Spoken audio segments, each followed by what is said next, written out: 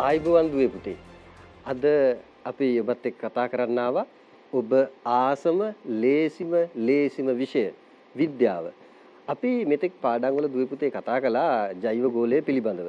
මේ පාඩමේ අවසානම මාතෘකාව පිළිබඳව තමයි අද අපි කතා කරන්නේ.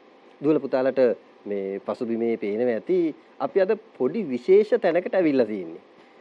මොකද්ද මේ විශේෂ තැන? කාවද මම හම්බ වෙන්න ආවේ?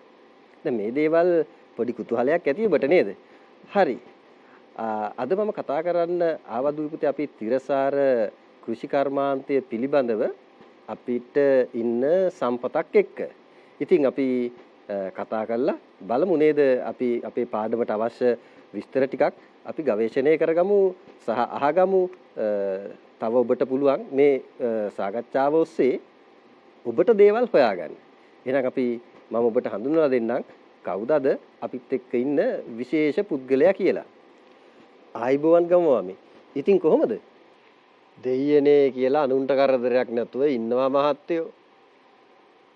ඉස්කෝලේ මහත්තයා මොකෑ මේ ඉසව්වේ? මම මේ ආවේ අපේ 11 ශ්‍රේණියේ දරුවන්ගේ පාඩමකට තොරතුරු ටිකක් ගවේෂණය කරගෙන යන්න. එතෙන්දී මේ අපේ ගමමාවා හම්බෙච්ච එක මට ලොකු ආසනාවක්. මොකද අපේ දුවල පුතාලට ගමමාමගෙන් ගොඩක් දේවල් ඉගෙන ගන්න පුළුවන් වෙයි කියලා මම හිතනවා. දැන් මහත්තයෝ ඔය තිරසාරයි කියෝ යනවා මිසක් කර නැති දෙයක් නෑ නෝෑ. දැන් ඔය තිරසාරයි කියලා කියන්නේ අපිත් ප්‍රයෝජනයට අරගෙන ඉදිරි પરම්පරාවටත් ප්‍රයෝජනයට ගන්න ඉතිරි කරලා තියෙන එක නෝෑ. දැන් අපේ අප්පොච්චගේ අප්පොච්චා උන්දගේ අප්පොච්චා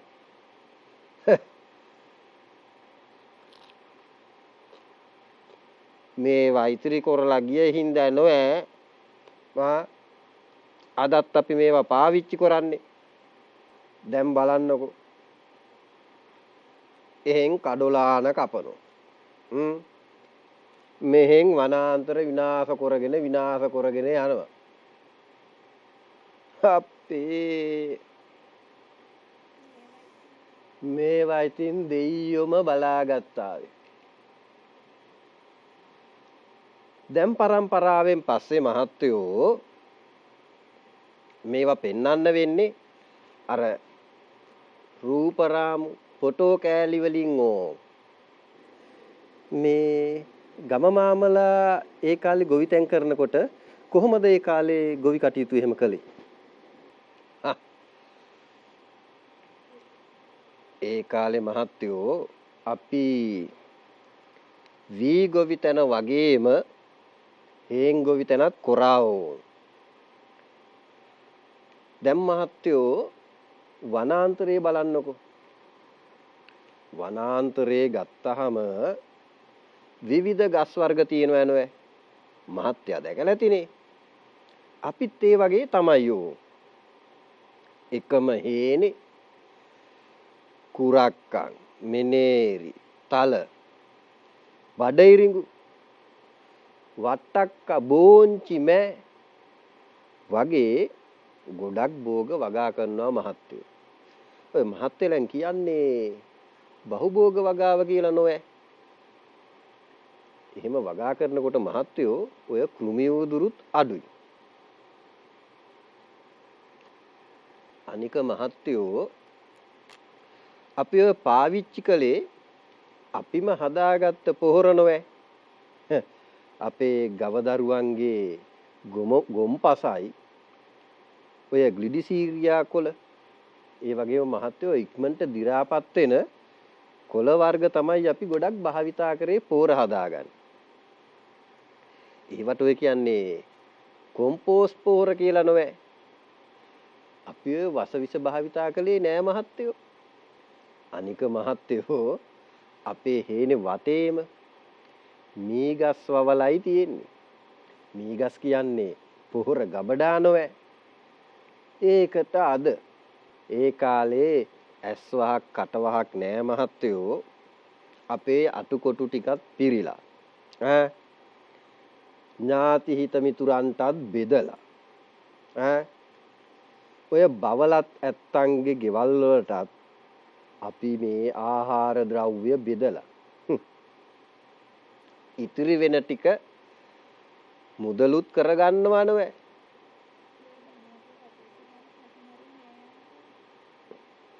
අපි ඔය දැන් වගේ වසවිස දාලා පස මැරුවේ නෑ ඕන්.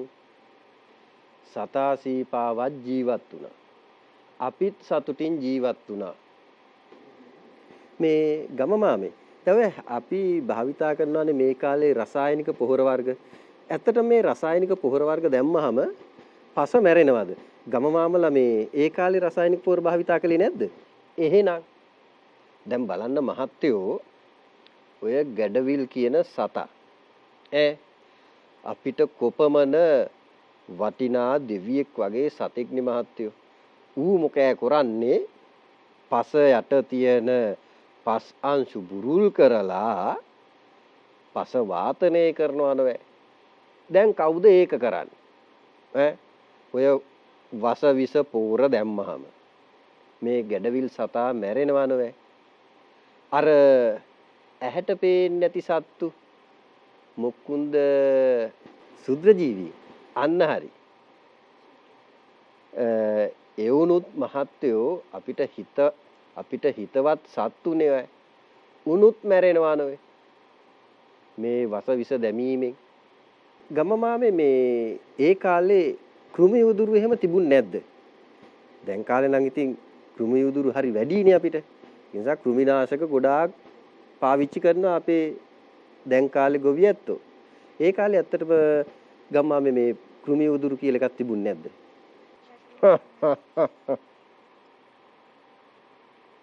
ඇයි නැත්තේ මහත්තයෝ? කෘමි උදුරු තිබ්බා. ඒත් හැබැයි ඔය දැන් කාලේ වගේ පිට රටවල් වලින් ගෙනල්ලා මෙහෙ ව්‍යාප්ත කරපු සත්තු නම් හිටියේ නෑ අයිබුවා. ඒ කාලේ ඉතින් ඔය මකුළු අපේ කුඹුරේ ගස්වල මකුළු දැල් බැඳලා මේ කෘමීන්ව ඒකේ පැටලුනහම අන්න උන් අල්ලන් කෑවා. ඒ විතරක් කෑ මහත්තයෝ. කතුස්සා ගෙම්බා මැඩියා මේ සත්වයේ පොඩි පොඩි කෘමි සතුන් අල්ලගෙන කෑවනොය. හප්පේ ඒකට දැන් කාලේ මේ වස විස ගහලා කෝ මහත්තයෝ කුඹුරේ ඒ සත්තු ඔය ඒකට නෑ මහත්තුරු ජෛව පලිබෝධක කියන්නේ. ඕගම්ම මම අර දැන් රතු පොල් කුරුමිනියව වඳ කරන්න අපි පොල්කොළ කුහර කුරුමිනියා භාවිතා කරනවා. එතකොට අපේ ජපන් ජබර වැව් වලට හානි කරන ජපන් ජබර වඳ කරන්න කුරුමිනියෙක් භාවිතා කරනවා. ඉතින් අපේ වගාවට නම් ඔය කෘමියෝදුරු වැඩි වුණාම අපි කෙම් ක්‍රම භාවිතා කළා. කෙම් පහම් භාවිතා කළා. ඒ විතරක් නොවේ මැහි පත්‍ර ගැහුවා. මහත්තයා දන්නවයි මැහි පත්‍ර කියන්නේ මොකක්ද කියලා? මහත්තයෝ ඔය සබ්බ පාපස් අකරණං කියන ගාතාව පදෙන් පදේ පොඩි කොළවල ලියනවා. ඒක ලියලා ඉවර වෙලා අපි ඔය පොඩි පොඩි කරුවල ගහලා මේ කුඹුරේ තැන් තැන් වල ගහලා තියෙනවා. ඒකට තමයි මහත්තයෝ කියන්නේ මැහි පත්‍ර ගහනවයි කියලා. මැස්සවවා කියවන්නේ නෑ. නමුත් ඉතින් ඒවැයි යම් ඵල ප්‍රයෝජනයක් තියෙනවා මහත්තයෝ. එතකොට ඔය පණු වර්ග නැති කරන්න මහත්තයා අපි නොයෙක් අතු වර්ග වක්කඩේ ගැට ගහලා තියෙනවා. එතකොට මොකෑ වෙන්නේ? මේ වක්කඩේ අර කොළ පල් වෙලා ඒවැය තියෙන එක එක ද්‍රව්‍ය කුඹුර පුරා විසිරෙනවා. පණුව කොහෙන් ගියාද නෑ මහත්තයෝ. වෙලාවට කලාවට ගොවිතැන් කරාම ඔය කෘමිවදුරු හාන්සියෝ නැතුව අපි ඔය වස විස භාවිතා කොලේ නෑ අනික ඔය දැන් වගේ පිට රටින් ගේන දහජරා වී වර්ග බීජ වර්ග නෙමේ මහත්වෝ අපි පාවිච්චි කළේ දේශීය වී වර්ග. මේ තමයි මහත්වෝ මාවි. දැන් මාවි, සුවඳැල්, පච්ච පෙරුමාල්. ඒ විතරක් බටපොළල්. මේ වගේ දේශීය වී වර්ග මහත්වෝ දේශීය බීජ වර්ග ඒ කාලේ අපි ගොවියෝ එකතු වෙලා හරි ਸਰව සුභාවට වගා කළා ඕ. ඒකට දැන් කාලේ දැන් බලන්න මහත්තයෝ සුවඳැල් මේ සුවඳැල් අපේ ධාතු වර්ධනයේට ඒ වගේම ප්‍රතිශක්තිය වර්ධනය කරන්න හොඳ ඔසුවක් නොවේ. දැන් මහත්තයෝ ඔය අපේ දොස්තර පාදිනිය මහත්තයා හැම මේ දේශීය හාල් වර්ග ගැන දේශීය බීජ වර්ග ගැන කතා කරනකොට අපිට සන්තෝෂේ බැරුවා ඕ. අපේ අනාගත පරම්පරාවට මේ දැන් ඉන්න දුවල පුතාලට මේ පිළිබඳ පොඩ්ඩක් දැනුවත් කළොත් අපි ඉස්කෝලේ මහත්තයා කරනවා වගේ ඒ ළමයි මේවා හොඳ උනන්දුවෙන් ඉගෙනගෙන මොනවා හරි කරුමාන්තයක් දේශීය වශයෙන් කරයි නොවේ. ඒ සන්තෝෂෙට තමයි ඉතින් අපිට තියෙන්නේ. මේ ගම මාමේ දැන් ඒ කාලේ වැව් ජලය නේද වැඩිපුරම කෘෂි කර්මාන්තයට යොදාගත්තේ. මොකද මට මේ පොතක් හම්බුණා අපේ ලක්දිව පුරාතන වාරි මාර්ග කියලා අපේ ආර්.එල්. බ්‍රෝහියර් මහත්තයා ලියපු පොතක්. ඉතින් ඒක බලාගෙන මම මේ වැව් එහෙම ගැන ගම මාමේ ගොඩක් දේවල් ඉගෙන ගත්තා. අපේ දුවල පුතාලටත් පුළුවන් ඉතින් මේ වගේ පොතක් හොයාගත්තොත් වැව් පිළිබඳව ආසා කරනවා නම් අධ්‍යයනය කරන්න, ගවේෂණය කරන්න ඔබට හොඳ පොතක්. මොකද මේ ලංකාවේ තියෙන සියලුම වාරි මාර්ග ගැන මේ පොතේ සඳහන් කරලා තියෙනවා. ගම මාමේ ඇත්තටම මේ වැව් ජලයෙන්ද ඉස්සර වැඩිපුරම ගොවිතැන් කරන්න පටන් ගත්තේ. ගොවිතැන් කළේ නෑ මහත්තයෝ. අපි අහස් දියෙන් තමයි වැඩිය වගා කොලේ. දැන් ඔය අපේ පෙර රජදරුවෝ මේ අහස් දිය එකතු කරන්ට මහා වැව් තැනුවා නොවේ. ඒ වැව් වලින් තමයි මහත්තයෝ අපි ගොවිතැන් කළේ. ඉතින් මේ අහස් දිය අපිට ඊටාම ප්‍රයෝජනයි. හේන් වගාව නම් ඉතින් ඕන් මෝසන් වැහි කාලේ බලලා කල්යල් බලලා භෝග ඉසිනවා. අන්න එතකොට අපි වැහි ජලයෙන්ම තමයි හේන් වගාව කෙරුවේ. කුඹුරු වගාවට නම් ඕන් ඉතින් ඔය වැව් ජලය භාවිතා කරා.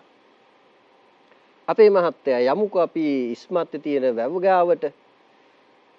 අපි වැව ටිකක් බලලා ඒ ගැනත් කතා කරමු ආයිබෝ.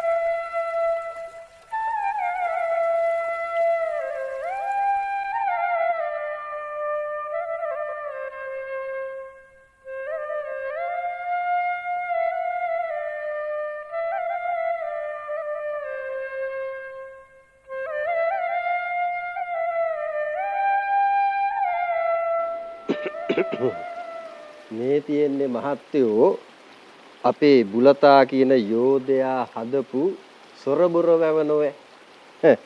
අර ඈතින් පේන්නේ මහත්තයෝ වැව් ඉහත්තාව. අපි පන වගේ ආරක්ෂා කරනවා ඕ. මොකෑ මේ වැවට ජලය ලබා දෙන්නේ මහත්තයෝ ජල පෝෂක ප්‍රදේශයේ වෙන්නේ මේ වැව් ඉහත්තාව. එතකොට මහත්තයෝ මේ ගල් අතුරලා තියෙන්නේ රළපනාව. ඔය වැව් කණ්ඩිය වැවේ ජලයට වදින පැත්ත තමයි මහත්තයෝ ඔය ගල් අතුරලා තියෙන්නේ. දැන් මේ වගේ ගල් නොවේ. මේ වගේ ගල් නෙමේ ඒ දවස්වල අතුරලා තිබ්බේ ඕ. හරි සර්ව ස්වභාවට කපපු හරි හතරස් ගල් කුට්ටි පඩි පෙළ වගේ ඕන් අතුරලායි තිබ්බේ. ඉතින් මහත්තයෝ මේ වැව් බැම්ම අපේ වැවට ඊටාම වැදගත්. මොකද වැව් බැම්ම නිසා මහත්තයෝ මේ වැවේ තියෙන ජලය ආරක්ෂා කරලා තියෙනවා ඕ. වැව් බැම්ම කැඩුනොත් මහා විනාශයක් නෑ වෙන්නේ. මහත්තයෝ මේ බුලතා නම් යෝධයා හදපු වැවේ ස්වභාවික සොරව් දෙකක් තියෙනවා ඕ. ස්වභාවික සොරව් දෙකක් තියෙන එකම වැව මේ සොරබොර වැව. ඒ සොරව්වත් එක්ක මහත්තයෝ විසෝ කොටුව කියන වැවේ තියෙන වැදගත්ම අංගය තියෙනවා. මේ විසෝ කොටුව හදලා තියෙන්නේ මහත්තයෝ මේ සොරව්වත් එක්ක මේ සොරව්වෙන් ජලය වැවෙන් එළියට යනකොට ඕන් වැව් බැම්මට පීඩනයක් ඇති නොවෙන්න. දැන් මහත්තයා මගෙන් අහයි කෝ කියලා මේ සොරබොර වැවේ විසෝ කොටු. විසෝ කොටු තියෙන්න ඉතින් රජෙක් හදන්න එපැයි නේද? රජවරුන්ටනේ විසෝවරු හිටියේ. නෑ මම විහිළුවක් කරේ මහත්තයෝ. මේ වගේ කුඩා වැව්වලට විසෝ කොටු නෑ ඕ. ඉතින් විශාල වැව්වලට තමයි විසෝ කොටු හදලා තියෙන්නේ. ඉතින් මහත්තයා මගෙන් පුංචි දේවල් ටිකක් ඉගෙන ගන්න නැති කියලා දැනගන්න නැති කියලා මම විශ්වාස කරනවා. අපේ ඉස්කෝලේ මහත්තයාට පුළුවන් නෑ අපේ ළමයිට මේ අපේ කම ගැන කියා දෙන්න. දැන් මහත්තයෝ ඒ ළමයිට මට පුංචි පණිවිඩයක් කියන්න තියෙනවා ඕ. කියන්න තියෙන්නේ මහත්තයෝ මහ පොළොව අපේ නෙමෙයි. හැබැයි අපි මහ පොළොවේ. ඒක නිසා මේ පස මේ මිහිමව රැකගන්න එක අපේ වගකීමක්. ඉතින් අපි තිරසාරව ජීවත් වෙලා අපේ මේ මහ පොළොව රැක බලා ගන්නට කියලා තමයි යෝ මට මහත්තයාගේ ළමයි ටිකට කියන්න ඕන වෙන්නේ. දුවේ පුතේ අපි සුන්දර වැව් විස්මත්තක ඉඳලා නේද අපේ මහගමරාල මාමත් එක්ක ඊටාම ලෙන්ගතු සාකච්ඡාවකින් පස්සේ ඔන්න අපි ආවා අපේ පන්ති කාමරේට. දැන් දුවේ පුතේ ඔබ දන්නවා අද අපිට මේ ජෛවගෝලයේ පාඩමේ ඔබ 11 වසර විද්‍යාව ඔබ ආසම ලේසිම විද්‍යා පාඩමේ තිරසාර සංවර්ධනය හා පරිසර කළමනාකරණය ගැනයි අපි මෙච්චර වෙලා අපේ මහගමරාල මාමත් එක්ක කතා කරලා අහගත්තේ. හරි. එතකොට දුවේ පුතේ අපි බලමු තිරසාර සංවර්ධනය හා පරිසර කළමනාකරණය. මේ යටතේ දුවේ පුතේ අපිට කතා කරන් තියෙනවා තිරසාර කෘෂිකාර්මික භාවිතය.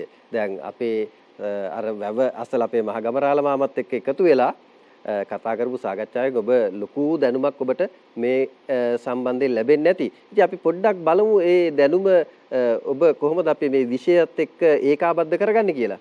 දුපිතේ ඒක වගා වෙනුවට බහු වගාව. මෙන්න තිරසාර කෘෂිකාර්මික භාවිත. දුල පුතාලා කියන්න බලන්න මොකද්ද තිරසාරයි කියන්නේ කියලා. ඔව් හරියටම හරි දුවේ පුතේ. මොකද්ද?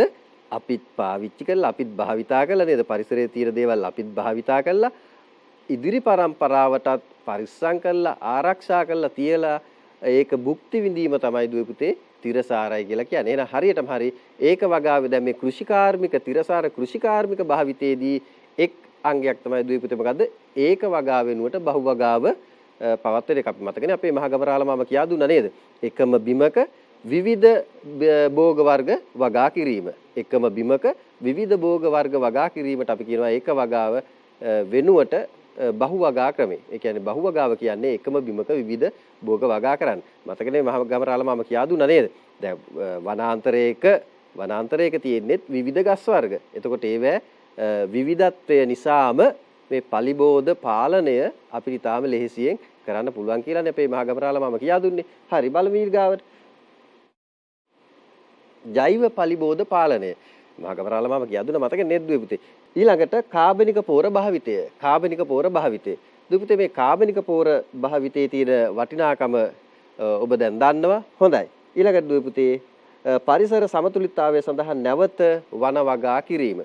ඉතින් මේ වනාන්තරයක තියෙන වැදගත්කම දන්න ඔබ මම හිතන්නේ වනාන්තරයක් නෙමේ සාමාන්‍ය ශාකයක්වත් කපන්න එකපාරට කැමති වෙයි කියලා අත්‍යවශ්‍යතාවයක් හෝ ඊ අනතුරක් නැත්තම් මම හිතන්නේ අපේ ආදරණීය දුවල පුතාලා මේ වන විනාශයට ශාක කපන්න නේද පෙළඹෙයි කියලා තව වනාන්තර වගා කරනවා මිසක්. එහෙනම් දුවේ පුතේ මේ පරිසර සමතුලිතතාවය සඳහා නැවත වන වගා කිරීම අපිට අත්‍යවශ්‍ය වෙනවා. දැන් දුවල පුතාලා අපිට පේනවා මේ සම්පූර්ණ වැවක සිටියමක්, බූ සිටියමක්. එතකොට සොරවුව තියෙනවා, මේ පිටවානේ තියෙනවා දුවේ පුතේ වැඩි වතුර ගෙනියන්න. නේද? ඊට පස්සේ බලන්න අර පැත්තේ ගම තියෙනවා, මේ පැත්තේ පන්සල තියෙනවා. මේ ආකාරයෙන් තමයි ඉස්සර පෙර දවසේ ගමයි පන්සලයි වැවයි දාගබයි කියන සංකල්පය මතුනේ. ඉතින් බලන්න දුවේ පුතේ කොච්චර සුන්දර ගම් නගර නිර්මාණ කිරීමේ හැකියාවක් මේ පෙර රජදරුවන්ට අපේ තිබුණද පරිසර හිතකාමීව තිරසාරව. මෙන්න මේකයි අපිට වැදගත් වෙන්නේ. ඒක නිසා තමයි අදටත් අපි මේවා රස විඳිමින් මේවා භුක්ති විඳිමින් අපි මේ ජීවිතේ ලස්සනට ගත කරන්නේ බොහෝ දෙනා. ඊළඟට දුවේ පුතේ මේ අපිට දකින්න පුළුවන් සොරව්වක් මේ මාදුරුවේ ජලාශය දුවේ පුතේ මාදුරුවේ ජලාශයේ තියෙන සොරව්වක් තමයි අපිට දැක ගන්න ඔබට තියෙන්නේ. දැන් මේ දුවේ පුතේ මේ පේන්නේත් ඔබට බිසෝ කොටුවක්. මේ බිසෝ කොටුවක සිදුවෙන අපේ මහගමරාල මාමා කිව්වා වගේ සිදුවන දේ ඔබට මේ විද්‍යාත්මකව පහදන්න මම මේ රූප සටහන යොදාගත්තේ. දැන් බලන්න දුවේ පුතේ මෙතන ඇතුල් වාන, ඒ කියන්නේ මේ වැවේ ජලය මෙතනින් ඇතුල් වෙනවා. දැන් මේ වැවේ ජලය ඇතුල් වෙනකොට දුවේ පුතේ වැවේ තියෙන ජල ධාරිතාවත් එක්ක ඊටාම වේගෙන් ජලය ගලාගෙන යනකොට මේ වැවේ බැම්මට හානි සිද්ධ වෙන්න පුළුවන්.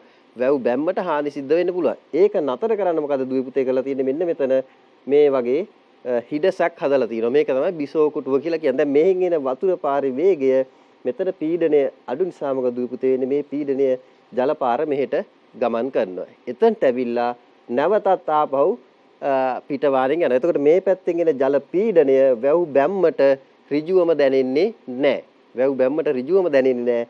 ඒක නිසා මේ පිටවානෙන් පිට වෙන ජලයේ පීඩනය මේ වැවේ තියෙන ජල ප්‍රමාණයත් එක්ක කොහම වුණත් මෙතනින් යනකොට දුවේ පිටේ පීඩනය ඉතාමත් අඩුවෙන් තමයි එළියට ගමන් කරන්නේ. ඉතින් බලන්නකෝ අපේ ඉපැරණි ඥානය.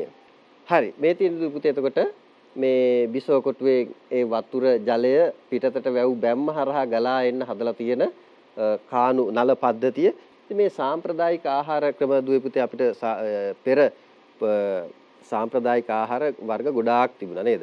දැන් තලප, කුරක්කන් තලපත් එක්ක ආනමක් හදාගෙන ඊටාම රසට සහ පෝෂ්‍යදායීව සහ ඊටා ක්‍රියාශීලී ලෙස අපි ගොවි මහත්තුරු හේන් වගාවට නේද කුඹුරු වැඩවලට ගියේ එහෙමයි දුවේ පුතේ නේද? උදේ දැන් ඔබට උනත් පුළුවන් ගෙදරදී තලප ටිකක් හදාගන්න නේද? කුරක්කන් තලප ටිකක්, කුරක්කන් පිටි ටිකක් අරගෙන ඇවිල්ලා ඔබේ අම්මට කිව්වොත් එහෙම හදලා දෙයි. ඒකත් එක්ක හැබැයි විශේෂ ආනමක් තියෙන්න ඕන. ඉතින් මේ ආනම කියන්නේ තලප කන ව්‍යංජනේ. ඒ ස්වභාවික ආහාර රසකාරක පිළිබඳ වැදගත් කරුණු ටිකක් තමයි අපි අද කතා කරන්නේ නේද? මේ කොටසේ. එතකොට ආහාරයක ඇති වඩාත්ම ක්‍රියාකාරී කොටස. දැන් දුවල පුතාලා ඔබ අපි කවුරුත් බලන්නේ රසයටනේ නේද? ආහාරයක වඩාත්ම අපි කැමතිම කොටස රස. එතකොට ආහාරවල වර්ණය, රස, සුවඳ, රුචිකාරක බව වැඩි දියුණු කරනවා. මේ ස්වභාවික රසකාරක මොකද කරන්නේ දුවේ පුතේ? ආහාරවල වර්ණය වැඩි කරනවා. ඊළඟට සුවඳ. දැන් මේ සේරම අපේ දේශීය රසකාරකවල අඩංගු වෙනවා. දේශීය ස්වභාවික රසකාරකවල අඩංගු වෙනවා.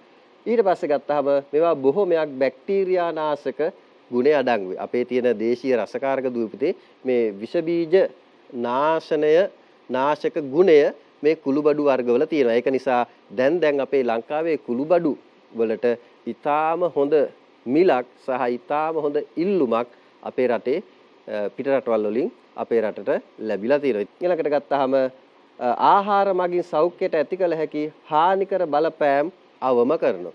එතකොට ආහාරයක් මගින් සෞඛ්‍යයට ඇති කරන්න පුළුවන් හානි එහෙම නැත්නම් බලපෑම් ඊටාම අවමයි මේ අපේ දේශීය රසකාරක මගින්.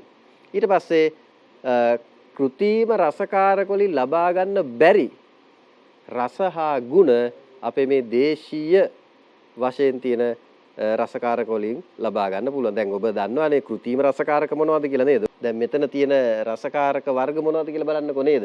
කරාබු නැටි තියෙනවා, සාදික්කා, එතකොට මිරිස්, ගම්බිරිස් නිකන් කුස්සියට ගියා වගේ. නේද දුපිතේ? ඉතින් මේවත් එක්ක මේවා තමයි අපේ තියෙන රසකාරක. ඉතින් බලන්නකෝ මෙහි වර්ණ ටික ගත්තාම කුරුඳු පොතු නේද? වර්ණ ටික ගත්තාම තියෙන සුන්දරත්වය. ඉතින් මේවා දුවේ පුතේ අපේ තියෙන ස්වභාවික රස ගන්නන කුළුබඩු වර්ග. දේශීය වෛද්‍ය විද්‍යාව මම අර වේලාසන කිව්වා වගේ ඔබත් එක්ක ආයුර්වේදය, සිද්ධ, යුනානි හා සිංහල වෙදකම අපි ඒකට කියනවා හෙළ වෙදකම. මේ හෙළ වෙදකමට මෙන්න මේ යන ශේෂ්ත්‍රවල ආభాෂය ලැබිලා තියෙනවා. මේ ශේෂ්ත්‍රවල ආభాෂය ලැබිලා තියෙනවා. ඊළඟට දුපිතේ බලන්න මේ හෙළ වෙදකමේ සම්ප්‍රදායන් දෙකක් තියෙනවා. ඒ මොකද්ද? කාය චිකිත්සාව සහ ශල්‍ය චිකිත්සාව. කයට මොනවද කරන්න පුළුවන්? එතකොට ශල්‍ය කර්ම විදිහට මොනවද කරන්න පුළුවන්? මේ චිකිත්සා දෙකම අපේ රටේ අදටත් සිදු. ඊළඟට දුපුතේ මේ දේශීය වෛද්‍ය විද්‍යාවේදී හෙළ වෙදකමේදී බලන්නේ අපි මිනිසා තුල තියෙන වාපිත් සෙම්. මේ ඒ හෙළ වෙදකමේදී සලකන්නේ ආයුර්වේදයේදී සඳහන් කරන්නේ මේ මිනිසාව රෝගී කරන්න බලපාන්නේ මේ වාපිත් සෙම. වාතය, පිත සහ සෙම ප්‍රකෝප වීම තමයි අපේ මේ ලෙඩ රෝගවලට හේතුව. එහෙනම් ඒ හා සම්බන්ධව තියෙන ආහාර වර්ග වලින් මේ රසායනික ක්‍රියාවලිය සමතුලිත කිරීම තමයි හෙළ වෙදකමේදී කරන්නේ. අසමතුලිත වුණාම තමයි මේ රෝග ඇති වෙනයි කියලා එහිදී සලකන්නේ.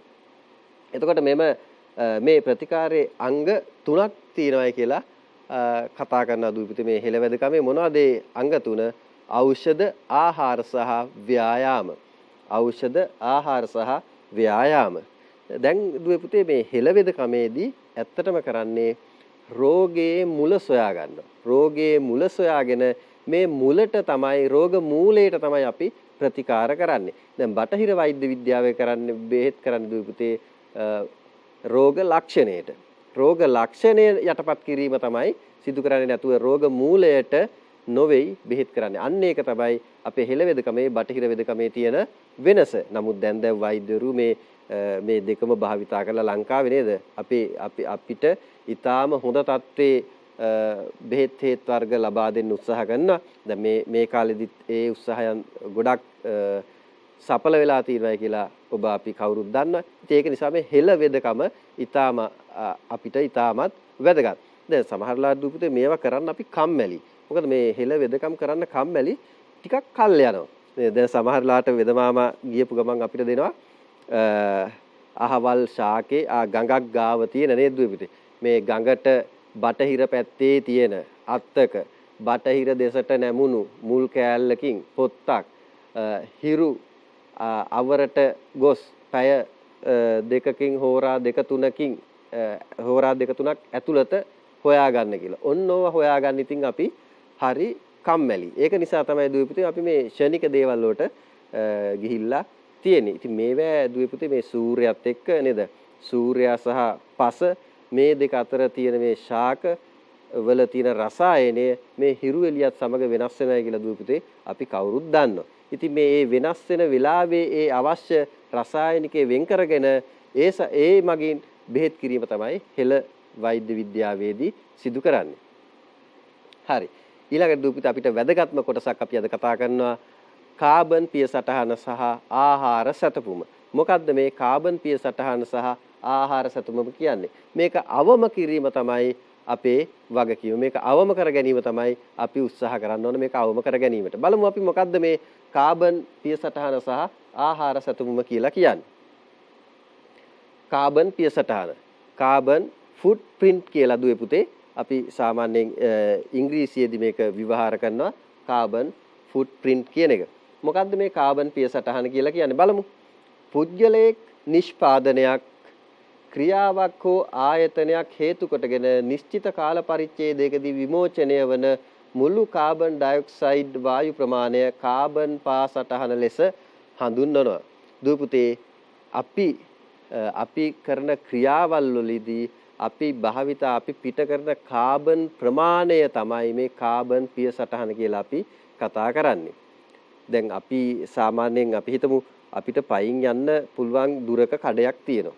නැත්තම් අපි පයින් යන්න අපේ අවශ්‍යතාවයක් කරගන්න අපිට පයින් යන්න පුළුවන් දුරක තමයි අපේ අවශ්‍යතාවය ඉටු කරගන්න තියෙන්නේ. ඕකට දුවේ පුතේ අපි භාවිතා කරනවා ඉන්ධන දහනය කරන වාහනයක්. දැන් එතකොට මොකද වෙන්නේ? අපි පයින් යනකොට ඇතිවන කාබන් ඩයොක්සයිඩ් ප්‍රමාණයට වඩා වැඩි කාබන් ඩයොක්සයිඩ් ප්‍රමාණයක් අපි ඉන්ධන භාවිතා කරන වාහනයකින් ගමන් කරොත් අන්න කාබන් විමෝචනය වැඩි වෙනවා. මෙන්න මේ අපේ කාර්යයන් සඳහා කාබන් විමෝචනය වැඩි කිරීම හෝ අඩු කිරීම පිළිබඳව කතා කරන කොටස තමයි මේ කාබන් පිය සටහන කියලා කියන්නේ. හැබැයි පුතේ අවාසනාවකට අපිට මේක මනින්න පොඩ්ඩක් අමාරුයි. මොකද මනින්න අමාරු අපි ශ්වසනය කරනවා නේද? අපේ ජීවීන් සියල්ලම ශ්වසනය කරනවා. මේ ශ්වසනයත් එක්කත් කාබන් විශාල ප්‍රමාණයක් කාබන් ඩයොක්සයිඩ් විශාල ප්‍රමාණයක් වායු ගෝලයට මුදා හැරෙන නිසා මේක මනින්න ටිකක් අපහසු ගතියක් තියෙනවා. ඉතින් බලමු. මෙන්න තියෙනවා මේ නේද අපි ඉන්ධන භාවිතය, යන්ත්‍ර සූත්‍ර භාවිතය, එතකොට විදුලිය, මේ විදුලිය භාවිතය කිරීමේදී එතකොට කසල කළමනාකරණය, ප්‍රතිචක්‍රීකරණය මෙන්න මේ කටයුතු සඳහා මේ කාබන් කොච්චර විමෝචනය කරනවද? ඉතින් මේවා භාවිතයේ නිසා නේද ඉන්ධන දහනය කිරීම, ගෑස් වර්ග භාවිතය, එතකොට මේවා අවම කර ගැනීම දුව පුතේ ඇත්තටම අපි කාබන් අඩු කර ගැනීමට හේතුවක්. දැන් උදාහරණයක් විදිහට මම කිව්වොත් එහෙම ඔබ නිකරුණේ විදුලි බල්බයක් දැල්වනවා නම් ගෙදර එතෙන්දිත් කාබන් විමෝචනය වෙන්න පුළුවන්. අපි කාබන් අපරාධේ විමෝචනය කරන්න පුළුවන්යි අපිට ඉන්ධන බලාගාර වලින් නේද? ඉන්ධන බලාගාර, ගල් අඟුරු බලාගාර වලින් විශාල අපවායු ප්‍රමාණයක් පිට ගන්නවා. ඉතින් අපි එක බල්බයක් දැල්වනවා කියන්නේ දුව පුතේ මේ විශාල කාබන් ප්‍රමාණයක් විමෝචනය කරන්න අපිත් දායක වෙනවා. ඔබ හොඳට මතක තියාගන්න ගෙදර තාත්තගේ අම්මගේ අපේ ගෙදර සල්ලි වියදම් වෙන හින්දාම නෙමෙයි අපි පරිසරය ආරක්ෂා කරගන්න ඕන කියන කැමැත්ත ඇතුව නේද? අදිෂ්ඨානය ඇතුව ඔබේ ගෙදර තියෙන අමතර විදුලි පහන්, ෆෑන් එක මේ විදුලිය භාවිතා කරන ඒවා පොඩ්ඩක් අවම කරගන්න. ඒ කියන්නේ අනවශ්‍ය වෙලාවට භාවිතා නොකර ඉන්න. හොඳයි. ඊගාවට මේ වගේම අපි කතා කරනවා දුවේ පුතේ ජල පිය සටහන. ජල පිය සටහන. මොකද්ද බලන්නකෝ. යම් කිසි පුද්ගලයෙකු හෝ කණ්ඩායමක් මගින් භාණ්ඩ හා සේවා නිෂ්පාදනයේදී හෝ සැපයීමේදී පරිභෝජනය කරන මිරිදිය ජල ප්‍රමාණය දැන් කරදිය ජලය නෙමෙයි මිරිදිය ජල ප්‍රමාණය තමයි අපි ජල පා සටහන කියලා සඳහන් කරන්නේ. ඉතින් දැන් ඔබ නොහිතුවට මේ පිළිබඳව ඔබ පුදුමත් වෙන්න පුළුවන්. අම්මෝ මෙච්චර ජල ප්‍රමාණයක් මේ සමහර නිෂ්පාදන වලට අපි භාවිතා කරනවාද කියලා. නේද? දැන් ඔය අපේ ලංකාවේ කවුරු හරි දැන් එක කාලෙට එන පරිසර වේදීන්ගේ සහායේ අදාළ උදවියගේ අනුමැතිය යටතේ මේ කටුපොල් වගා කරලා දෙනවා. නේද? මේ කටුපොල් කියන්නේ කටුපොල් එතකොට තේක්ක වගේ ගස් අපේ පරිසරයට ඊටාම හානිදායක ශාක වර්ග මොකද විශාල ජල ප්‍රමාණයක් අවශෝෂණය කරගන්න. දැන් කටුපොල් වගේ අඩුවේ සාමාන්‍ය ශාකයක් වාර්ෂිකව භාවිතා කරන ජලය වගේ 6 ගුණයක් මේ කටුපොල් ශාකය අවශෝෂණය කරගන්නවා. කටුපොල් ශාකය අවශෝෂණය කරගන්න. එතකොට දුපුතේ අපේ මේ පොළවේ තියෙන ජල ප්‍රමාණය අඩු වෙලා මේ පොළව નિසරු බිමක් බවට පත් වෙනවා. ඉතින් ඒ වගේ දුරදිග නොබලා කටයුතු කරන්න කෙනෙක් වෙන්න එපා ඔබ අපි හැමතිස්සෙම බලමු මේ තිරසාරව පරිසරය රැකගන්නේ කොහොමද කියලා. දැන් බලමු දුපුතේ මේ බලන්නකෝ සීනි කිලෝ එකක් නිෂ්පාදනය කරන්න ජලය ලීටර අපිට අවශ්‍යයි 1500ක්. සීනි කිලෝග්‍රෑම් එකක් නිෂ්පාදනය කරන්න අපිට අවශ්‍යයි ජලය ලීටර 1500ක්. ඊළඟට දුවේ පුතේ බලන්න. දැන් ඔබ ආසාවෙන් කන චොකලට් නේද? චොකලට් කිලෝග්‍රෑම් එකක් නිෂ්පාදනය කරන්න ජලය ලීටර 24000ක් යනවා. චොකලට් කිලෝග්‍රෑම් එකක් නිෂ්පාදනය කරන්න දුවේ පුතේ ජලය ලීටර 24000ක් යනවා. එතකොට තව ආහාර වර්ග ඔබේ පෙළ පොතේ ඇති.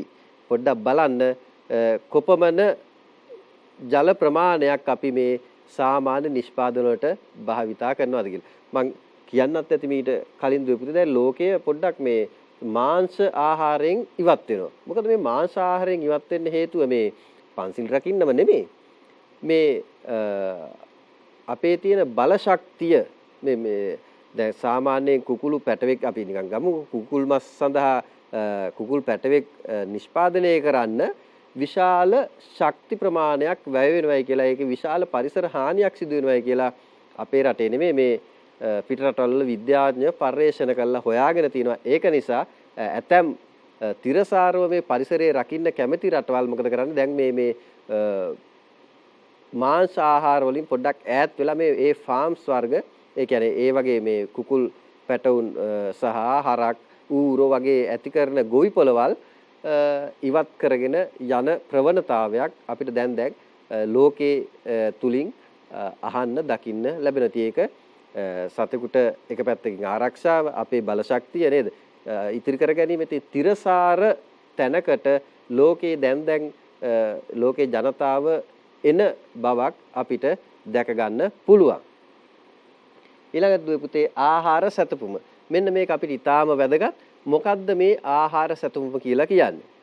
මොකද්ද මේ ආහාර සැතපුම කියලා කියන්නේ? ඔබටත් මේ ආහාර ඔබත් මාත් ඔබත් අපි දෙගොල්ලොම මේ ආහාර සැතපුමේ කොටස්කාරයෝ. අපි බලමු මොකද්ද මේ ආහාර සැතපුම කියන්නේ කියලා. යම්කිසි ආහාරයක ඒකක ස්කන්ධයක් එය නිපදවන ස්ථානයේ සිට පරිභෝජනය කරනු ලබන ස්ථානයේ දක්වා ගෙවා යන දුර එම ආහාරයේ සැතපුම් අගය ලෙස හඳුන්වනවා. ඒ කියන්නේ පුතේ අපි කොයි හරි රටක නිෂ්පාදනය කරනවා නම් ආහාරයක් ඒ ආහාර අපි හිතමු ඕස්ට්‍රේලියාවෙන් අපි ඇපල් ගෙඩියක් කන්නේ කියලා. දැන් අපේ රටේ ඇපල් දැන් වැවෙන පළාත් තියෙනවා. ඉතින් ඒවට වඩා අපි පිට රටින් නම් ගෙනල්ලා මේ ඇපල් ගෙඩිය ආහාරයට ගන්න අපි ඕස්ට්‍රේලියාවෙන් ගත්තොත් එහෙම ඕස්ට්‍රේලියාවේ ඉඳලා ලංකාවට සාමාන්‍යයෙන් හැතැක්ම 4000කට වැඩි ප්‍රමාණයක් තියෙනවා. ඉතින් මේ හැතැම්ම 4000ක් දුර ඉඳලා තමයි අපිට ඒ ඇපල් ගෙඩිය එන්නේ. එතකොට බලන්න දුවේ පුතේ මේ සඳහා වැය වෙන ජල ප්‍රමාණය. මේ සඳහා නැව් මාර්ගයෙන් හරි ගුවන් මාර්ගයෙන් හරි එනකොට ඒ සඳහා ඉන්ධන දහනය විමෝචනය කරන කාබන් ඩයොක්සයිඩ් ප්‍රමාණය. නේද? මේවත් අපිට මේ පරිසරයේ අපි කොච්චර තිරසාරව ජීවත් වෙනවද කියලා දැනගන්න හොඳ සාධක අපි ගන්න ආහාර. ඉතින් බලමු මේ ආහාර සැතපුම දැන් ඔන්න මම මෙහෙම කියනවා. දැන් ඔබ අපි එක ආහාර වේලකදී මෙන්න මේවා අනුභව කරනවා. පාන් මාළු හොදිත් එක්ක පාන් කනවා. ඊට පස්සේ පොල්. එතකොට පොල් සම්බෝල හදනවා. නේද? පොල් සම්බෝල හදනවා. දැන් බලමු මේකේ මේ කොච්චර අපි ආහාර සැතැක්ම ප්‍රමාණයක් ගිහිලා තියෙනවද කියලා. දැන් දුපුතේ පාන් හදන්න අපිට අවශ්‍යයි පාන් පිටි. එහෙම නැත්නම් තිරිඟු පිටි. දැන් මේ තිරිඟු පිටි එන්නේ දුපුතේ ඇමරිකාවෙන්. ඔන්න ඇමරිකාවෙන් ඉඳන් එනකොට එතකොට යනවා හැතැක්ම 9340ක්. සැතපුම් 9340ක් යනවා අපිට ඇමරිකාවෙන් ඉඳන් පිටි අරගෙන එන්න. ඊගාට බලමු අපි මාළු. මාළු හදන්න නම් දුපුතේ අපිට මීගමුවෙන් නේද? දැන් ඔය මේ දවස්වල දන්නවනේ මාළු ප්‍රශ්න හොඳටම ඔබ. ඉතින් මේ මීගමුවෙන් කොහේ හරි මුහුදාශ්‍රිත ප්‍රදේශයකින් මාළු ලැබෙනවා. එතකොට මාළු ලබා ගන්න පුළුවන්. එහෙම නැත්නම් දැන් ගම්බදව ඉන්නවා නම් බොහෝ දෙනා වැව් මාළු. එතකොට මේ වැවේ ඉඳන් තමන්ගේ නිවසට තියෙන දුර. දැන් අපි ගත්තාම මීගමු ප්‍රදේශේ ඉඳන් අපිට මාළු වෙනවා නම් අපි සාමාන්‍යයෙන් කිලෝමීටර් 44ක් විතර තියෙන. දැන් නුවර පළාතේ කෙනෙකුට පොඩ්ඩක් වෙනස් වෙන්න පුළුවන් නේද? නුවර පළාතේ කෙනෙක් මාළු ගන්නේ කොළඹින්. එතකොට ඉතින් ඉඳන් දුර වෙනස් වෙන්න පුළුවන්. එතකොට මේ විදිහට ගත්තාම සැතපුම් 44ක්. එතකොට දුපිට දැන් පොල් සම්බෝලයක් හදාගන්න පොල් ඕන. දැන් පොල් අපිට වත්තේ gedara තියනවා නම් පොල් හැතැක්මයක් නැහෙනි. නේද? ගේ ගාවම පොල් ගහ තියෙනවා නම් තමන්ගේ වත්තේ පොල් ගහක් තියෙනවා. හැතැම්මයක් යන්නේ පොල් ගහ දිගේ අපි නැග්ගා. පොල් ගෙඩියක් කඩාගත්තා. පොල් විතරක් නෙමෙයි ඒ අතරතුර කුරුම්බත් බානවානේ. නේද? හරි. කොහොම හරි කමන්නේ. මොන පොල් එතකොට සතැක්මයක් අපිට හැතපුම් ගානක් යන්න ඕනේ නෑ තමන්ගේ වත්තේ තියෙනවා. ඊට පස්සේ දුව පුතේ පොල් සම්බෝලෙට අපිට ඕන මොනවද? වියලි මිරිස්. දැන් වියලි මිරිස් කොහෙන්ද ගේන්නේ? වියලි මිරිස් අපිට ලැබෙනවා දුව පුතේ ඉන්දියාවේ. දැන් ඉන්දියාවේ ඉඳලා අපිට තියෙන සතපුම් ගාන සතපුම් 800ක් තියෙනවා. සතපුම් 800ක් තියෙනවා. එතකොට බලන්න දුව පුතේ දැන් මුළු සතපුම් ගාන කීයද කියලා. අපේ දැන් එක ආහාර වේලක් අපිට අපි ගන්න එක ආහාර වේලකට වැය වෙච්ච සතපුම් ප්‍රමාණය කීයද? බලමු 10184ක්. ඒ කියන්නේ සතපුම් 10184ක් වැය කරලා තියෙනවා මේ ආහාර වේලට. නේද පුතේ? දැන් ඔය අතරතුර අපි කිරි පිටි පොඩ්ඩක් ගබනවා නම් උදේ පාන්දර පිටි කරපු කිරි නම් බොන්නේ. ශරීරයට ඊටාම අහිතකරයි කියලා මම ඔබට කිව්වා නේද? මේකේ මෙලමයින් අඩංගු වෙනවා. සමහර වෙන වෙන සත්ව තෙල් වර්ග භාවිතා කරන අවස්ථා තියෙනවා. ඉතින් ඒක නිසා අපිට ආදරේට ඒ රටවල් වලින් හොඳම ෆ්‍රෙෂ් මිල්ක් කියන ඒවා අපිට එවන්නේ නැහැ. සුපිරිසිදු කිරි අපිට එවන්නේ නැහැ. එතකොට දැන් නවසිලන්තේ ඉඳන් එනවා නම් ඔන්න දුවේ පුතේ අපිට තියෙනවා කිලෝමීටර සතපුම් 6788ක් 6788ක් ඔබ උදේ පාන්දර යම්කිසි පිටරටකින් ගෙන්න කිරි වර්ගයක් පානය කරනවා නම් නවසිලන්තෙන් එන පිටි කිරි වර්ගයක් භාවිතා කරනවා නම් ඔබේ ආහාර සතුපුම 6788ක් දක්වා දිගු කරගෙන තියෙනවා. එතකොට බලන්න අපි කොච්චර තිරසාරද අපි කොච්චර කාබන් විමෝචනය කරන්න දායක වෙලා තියෙනවද කියලා. දැන් ඇපල් ගෙඩියක රස බලන්න ඕන නම් අපි ඕස්ට්‍රේලියාවේ ඉඳලා එන එද්දුවපිටේ බලන්න. සතපුම් 4232ක් සතපුම් 4232ක් වැය වෙනවා. එහෙනම් දැන් අපි ආහාර සතපුම දූපිතේ හොඳම දේ පුළුවන් තරම් ආහාර සතපුම අවම කර ගැනීම. මේ ආහාර සතපුම අවම කිරීම තුළ අපි තිරසාර විදිහට ජීවත් වෙන්න අපිට පුළුවන්. තිරසාර විදිහට ජීවත් වෙන්න අපිට පුළුවන්. එහෙනම් අපි අපේ දවසේ ආහාර වේල අපි සරල කරගමු. පුළුවන් තරම් අපි අප නිවසේවට අපේ ගෙවත්ත උද්‍යානයක් ආහාර උද්‍යානයක් බවට පත් කරගන්න උත්සාහ කරමු. දැන් නගරේ බදාය කල්පනා කරන්න ඇති කොහොමද මේක කරන්න කියලා නේද? ඔය තියෙන ඉඩ ප්‍රමාණ තුල අපි දකිනවා ඌමනාව තියෙනවා නම් අපේ දුවල පුතාලා නේද? පෝච්චිවල වවලා එක් තැන්වල වහලවල් උඩ පීලිවල මේ වගේ භෝග වගා කරපු දුවල පුතාලා අපි පහුගිය දවස් ටිකේ දැක්කා. ඉතින් ඌමනාව තියෙනවා නම් අපිට අපේ දෛනික ආහාර වේලෙන් කොටසක් නේද? දඹල වැලක් වගේ දෙයක් හිතව ගත්තාම දීර්ඝ කාලීනව අපිට මේකෙන් ආහාර ලබා ගන්න අවස්ථාව තියෙනවා. හරි. ඊට පස්සේ දුවේ පුතේ අපි කතා කරනවා අපද්‍රව්‍ය කළමනාකරණය. අපද්‍රව්‍ය කළමනාකරණය ගැන කතා කරද්දී අපේ පළවෙනි දැන් මේක අපි කතා කරනවා දුවේ පුතේ 4R සංකල්පය කියලා. 4R සංකල්පය. අපද්‍රව්‍ය කියන්නේ අපි භාවිතයට නොගෙන ඉවත් කරන ද්‍රව්‍ය. දැන් නිවසේ තියෙන අපද්‍රව්‍ය තියෙනවා. නේද? භාවිතා කරන්නේ නැතුව අපි අයින් කළා දාන අපද්‍රව්‍ය. සමහර ඒවා නැවත භාවිතා කරන්න පුළුවන්. නමුත් අපි ඒවා භාවිතා කරන්නේ නැහැ. බලමු එතකොට මේ අපද්‍රව්‍ය දැන් කුණු අපි දන්නවා කුණු කඳු නායෑම් වලට ලක් වුණා නේද? කුණු නිසා විශාල පරිසර හානි සිද්ධ වෙනවා. සත්තු ආහාරයට ගන්නවා. ඒ අය ජීවිතක්ෂයටපත් වෙනවා. ඉතින් බලමු එහෙනම් අපි මේ කොහොමද අපද්‍රව්‍ය කළමනාකරණය කරන්න කියලා. පළවෙනි ක්‍රියාවලිය අපි කියනවා reuse. reuse කියන්නේ පුතේ නැවත භාවිතා කරනවා. බලන්නකෝ අප විසින් භාවිතයට ගන්න ලබන ඕනෑම අමුද්‍රව්‍යයක් හෝ අපද්‍රව්‍යයක් එකවරම ඉවත් නොකොට හැකිතාක් නැවත භාවිතා කිරීම කළ යුතුය. උදාහරණ අපි දීලා තියෙනවා පොලිතීන්. නේද පුතේ? පොලිතීන් විතරක් නෙමෙයි සමහර ද්‍රව්‍ය තියෙනවා අපි එකපාරක් පාවිච්චි කරලා විසිකලා දානවා. නමුත් ඒක අපිට නැවත පාවිච්චි කරන්න පුළුවන්. දැන් හිතමුකෝ අපි මේ යෝගට් කෝප් නේද? පරිසරයට ලොකු හානියක් වෙලා තියෙන දුපිතේ යෝගට් කෝප්ප නේද? දැන් මේක අපිට පුළුවන් නම් මොකක් හරි නිර්මාණයක් කරන්න නැවත භාවිතා කරන්න. හරි. ඒ වගේ උපකරණයකුත් මම මේ ද්‍රව්‍යයක් ගෙනල්ලා තියෙනවා. මේ තියෙන දුපිතේ මේ කඹයක් නේද? මේ පොලිතින් භාවිතයෙන් හදපු ඉවතලන පොලිතින් භාවිතයෙන් හදපු කඹයක්. මේක භාවිතා කරන්න පුළුවන්. යමක් හයියෙන් ගැට ගහලා තියන්න නේද දුපිතේ. ඉතින් මේ වගේ නිර්මාණ අපිට සිදු කරන්න පුළුවන් එකපාරම මේ පොලිතින් ද්‍රව්‍ය විසි කරන්නේ නැතුව. ඉතින් ඔබ නිවසට ගෙන පොලිතින් බෑගය නැවත නැවත භාවිතා කරන්න අවස්ථාව තියෙනවා. හරි. ඊළඟට දුවේ පුතේ බලමු. දැන් මේ තියෙන්නේ ඔබ භාවිතා කරන බීම වර්ග නේද? ඔබ පාවිච්චි කරන බීම වර්ග මේ බෝතල් වලින් කරලා තියෙන නිර්මාණ. ඒ බෝතල් වලින් කරලා තියෙන නැවත භාවිතා කරලා තියෙන ආකාරය. දැන් අපේ සමහර දූල පුතාලා අපි දන්නවා ගෙවල් වල මල් පෝච්චි පවා මේවෙන් හදලා තියෙනවා. ගෙවල් වල තියෙන මල් පෝච්චි පවා මේවා මේ බීම බෝතල් ප්ලාස්ටික් බීම බෝතල් භාවිතා කරලා හදලා තියෙන. ඉතින් බලන්න කොච්චර సౌందර්යයක් අපිට එක් කරගන්න පුළුවන්ද? මොකද දුවේ පුතේ මේවා බෝතල් අපි පරිසරයට මුදා හැරියාම අවුරුදු 300ක් 400ක් යනකම් දිරන්නේ නැහැ. ඒ වගේම තමයි සාගර ජීවීන්ට මේවා අන්තිමටම යන්නේ සාගරයට. මේ සාගර ජීවීන් මේ නිසා විශාල වශයෙන් අනතුරු වලට ලක් වෙනවා, අවදානමකට ලක් වෙනවා. ඊළඟට දුවේ පුතේ මේ 4R සංකල්පයේ දෙවෙනි සංකල්පය අපි කියනවා reduce. අනවශ්‍ය ලෙස ද්‍රව්‍ය භාවිතය හැකිතාක් අවම කිරීම. අපිට අනවශ්‍ය දැන් උදාහරණයක් කියන්නද? පොඩ්ඩක් අපි දැන් ඔන්න තාත්තත් එක්ක හරි අම්මත් එක්ක හරි සුපර් මාකට් එකකට එහෙම ගියොත් එහෙම අර gedara තිබිච්ච අවශ්‍යතාවලට වඩා දේවල් ටිකක් මේ කඩේට ගියාම අපිට ඕන වෙනවා. නේද? අපි තාත්තගෙන් අම්මගෙන් ඉල්ලනවා අනේ තාත්තේ අපිට අරකට අරන් දෙන්න. මේ එහෙම අවශ්‍යතාව වැඩි වෙනවා. නේද? දැන් ඒ සමහර ඒවා අපිට අත්‍යවශ්‍යත් නැහැ. ඒක නිසා දුවේ පුතේ එහෙනම් අපිට අනවශ්‍ය ලෙස ද්‍රව්‍ය භාවිතා කිරීම හැකිතාක් අවම කරන්න ඕන. ඒකත් මේ අපද්‍රව්‍ය කල්පනාකරණයේ එක් අවස්ථාවක්. දැන් ඒ වගේ තමයි ඖෂධ වර්ගයේව නේද? උදාහරණයක් ඖෂධ වර්ග.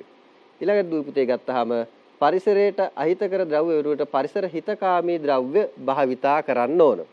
ඒක කියනවා රීප්ලේස් කියලා. රීප්ලේස් කරනවා. ඒ කියන්නේ අහිතකර ද්‍රව්‍ය වෙනුවට හිතකර ද්‍රව්‍යයක් භාවිතා කරනවා. අහිතකර ද්‍රව්‍ය වෙනුවට හිතකර ද්‍රව්‍ය භාවිතා කරනවා. දැන් උදාහරණයක් දීලා තියෙනවා අපිට රසායනික පොහොර වෙනුවට අපිට පුළුවන් කාබනික පොහොර වගා කරන්න. දුපිතේ මම මේ අපේ පන්ති කාමරයට ගෙනල්ලා තියෙන්නේ ඒ වගේ දේවල් නේද? ප්ලාස්ටික් වෙනුවට අපිට පුළුවන් මේ මැටි භාජන භාවිතා කරන්න. ප්ලාස්ටික් වෙනුවට නේද? අපිට පුළුවන් මේ මැටි භාජන භාවිතා කරන්න. මේ මගේ පිඟානයි කෝප්පේ නේද? මේ තියෙන්නේ පිඟාන මැටි නේද? මේ කෝප්පේ වතුර බොන කෝප්පෙට අපිට පුළුවන් දුවේ පුතේ මේ මැටි භාජන භාවිතා කරන්න ප්ලාස්ටික් වෙනුවට. මොකද ප්ලාස්ටික් එක යම්කිසි පොඩ්ඩක් කැඩුනොත් එහෙම අපි විශ්ක දැන් දුවේ පුතේ බලන්න මේ කැඩිච්ච භාජන නේද?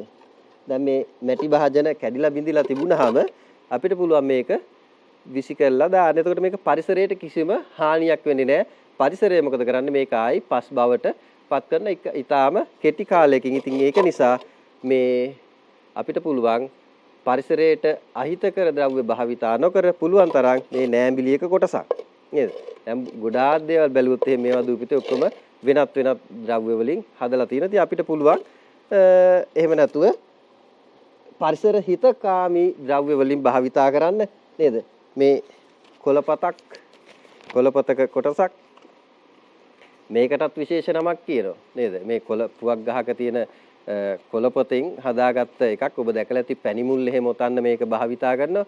මේකට කියනවා දුපිතේ ගම්වල කලංකොළ කියලා. ඉතින් මේ කලංකොලයක් තමයි මේකේ අපි ගොඩක් දේවල් දොදොල් එහෙම නේද ඔතන්න භාවිතා කරන. ඉතින් මේ දැන් ඉන්දියාවේ දුම්රියේ දුපිතේ පිගම් බහඬ වෙනුවට භාවිතා කරන්නේ මේ කොළපත් වල කොටස්. කොළපත් වලින් හදාගත්ත උපකරණ. ඉතින් අපිට පුළුවන් හැන්දි මේවා ගොඩාක් දේවල් හද මම මේවා දුවල පුතාලට පෙන්නන්නේ.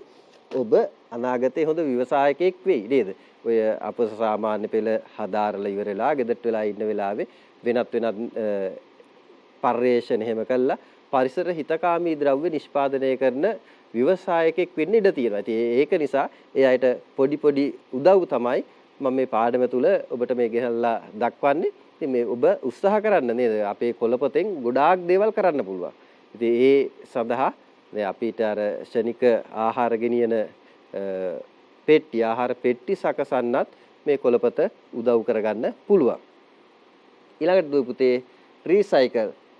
දැන් මේ අපිට අන්තිමටම කරන්න තියෙන්නේ කරන්න කිසිම දෙයක් නැත්තම් මේක රීසයිකල් කරලා ඉවත් කරනකොට මේක රීසයිකල් කරන එක. ඒ කියන්නේ ප්‍රතිචක්‍රීකරණය කිරීම.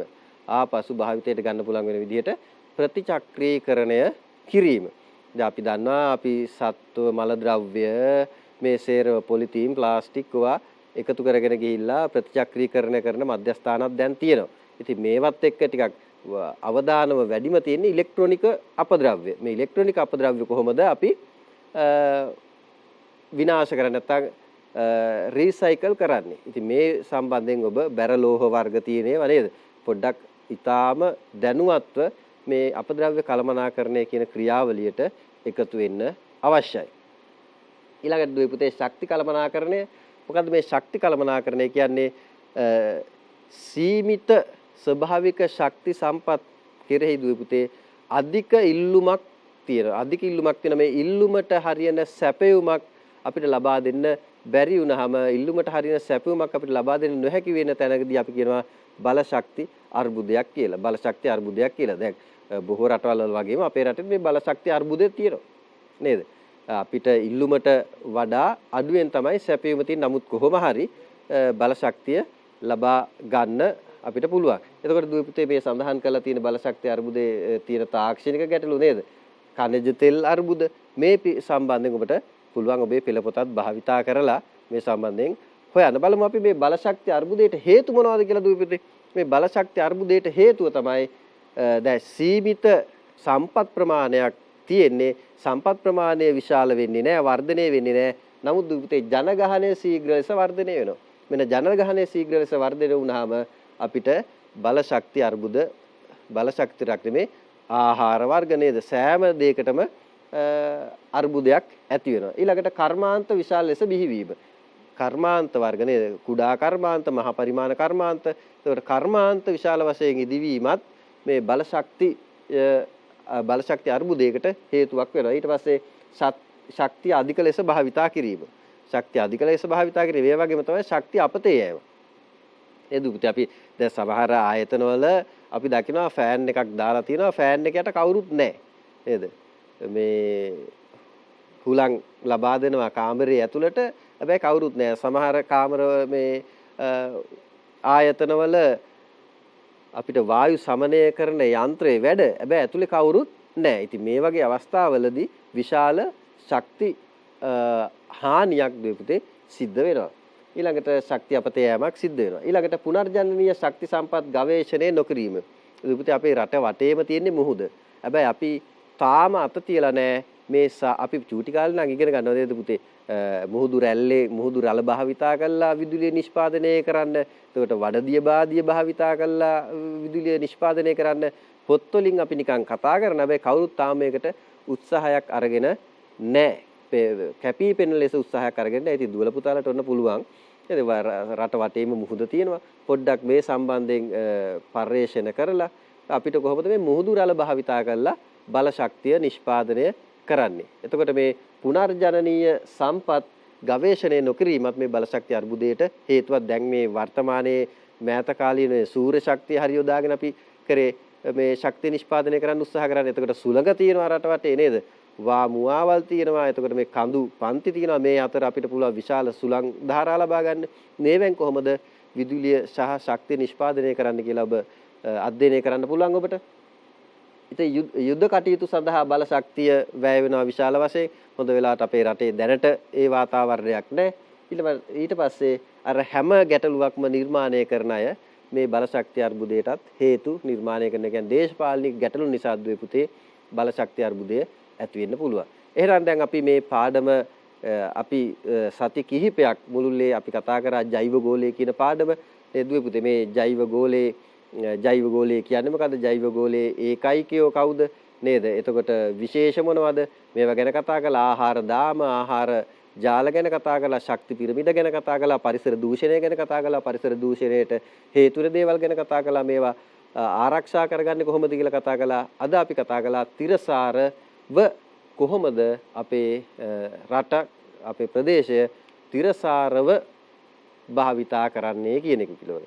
එහෙනම් දුවේ පුතේ මේ පාඩම් කොටසේ අපි ඇත්තටම බලාපොරොත්තු වෙන්නේ ඔබත් එක්ක කොහොමද මේ තිරසාරව මේ පරිසරයට ආදරය කරන පරිසරය රැක ගන්න පුළුවන් දරුවෙක් අපි ඇති කරගන්නේ කොහොමද කියන එක තමයි අපි මේ පාඩම තුලින් ඔබට ලබා දෙන්නේ මේ තිරසාරව කටයුතු කරන්න අපේ පරිසරය ආරක්ෂා කරගන්න ඔබ හොඳට සිතට අවධාරණය කරගන්න කියන එක මේ පාඩමේදී මම ඔබගෙන් ඉල්ලන මම දන්නවා අපේ දුවල පුතාලා මේ පාඩමත් එක්ක ඉගෙන ගත්තට විභාගයේ හොඳ ප්‍රතිඵල ලබා ගන්නත් එක්කම තමන්ගේ ජීවිතේනුත් මේ ක්‍රියාව පරිසරයේ හිතකාමී ක්‍රියාව ක්‍රියාත්මක කරන බව මම හොඳ ආකාරයෙන්ම දන්නවා. එහෙනම් දුපිතේ අදට පාඩම අපි මෙතනින් නිමා කරනවා. ඔබත් එක්ක පසුව මේ පිළිබඳව ගැටලු සාකච්ඡා කරන්න අපි වෙනම පාඩම් මාලාවකින් හමු වෙමින් බලාපොරොත්තු වෙන. එහෙනම් ඔබ සියලු දෙනාටම